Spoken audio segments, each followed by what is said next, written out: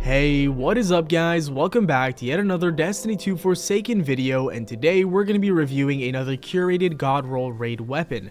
This time around though, it is the age-old Bond auto rifle.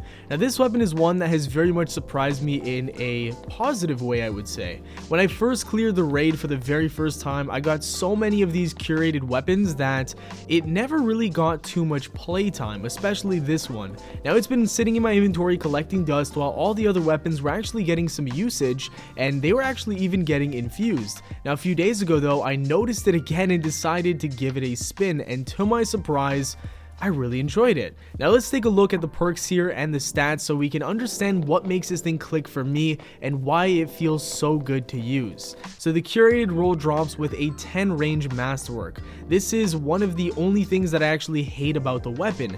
Now as a low rate of fire auto rifle with pretty significant kick, you're not going to need maximum range if you can't land 50% of the shots at further distances. Now I understand why the curated roll has this range masterwork, but it definitely isn't the best option here.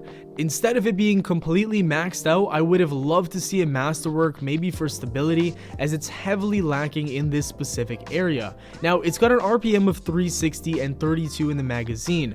The mag does seem a little low, but because of the slow rate of fire and one of the perks that we're going to talk about in a second, it's really not an issue whatsoever. And with that, let's take a look at the perks. So the first one that I just mentioned earlier is 4th times the charm. Rapidly landing precision hits will return 2 to the magazine.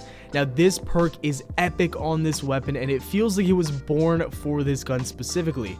Due to the low rate of fire of this weapon, you really notice all of the extra bullets that are coming back into your mag when you're mowing down a boss with headshots, or if you're just clearing tons of ads. Obviously, you can't be too far away as the kick provides problems at a distance. And then finally, we have Rampage. This perk is fantastic on a hard-hitting auto rifle such as this one, and the reason being is you notice the extra damage after every stack of Rampage, and it's perfect for trash mobs. Usually one headshot takes care of any low-ranking enemy, and if you stack Rampage 3 times and start laying into a bigger enemy, there's really no stopping you.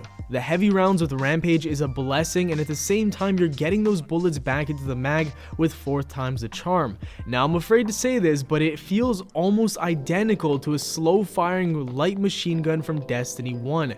They had tons of range, hit like a truck, and have ammo for days, and if you want that same feeling back but a little nerfed, this is your go-to weapon. Like, I don't even look at it as an auto rifle anymore, it just reminds me so much of Destiny 1 light machine guns. If we're specifically talking about PvE here, this would be my go-to weapon every single day if the EP shotgun didn't exist. But it does, so I imagine this won't get regular playtime from me.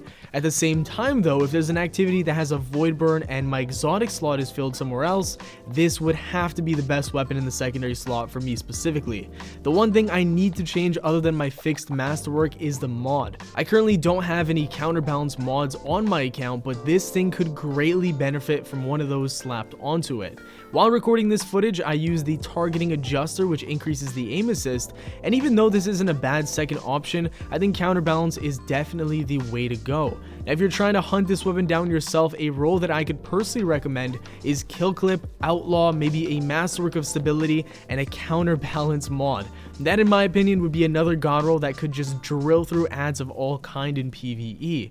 Now with the heavy rounds, you're one-shot headshotting most enemies, and that will then instantly be doing more damage after a quick and snappy reload, which is possible with Outlaw. So you could just keep chaining that over and over, and these two perks together have a ton of synergy, and after that you can just let the gun do the talking. In PvP though, this weapon with this specific role is another story.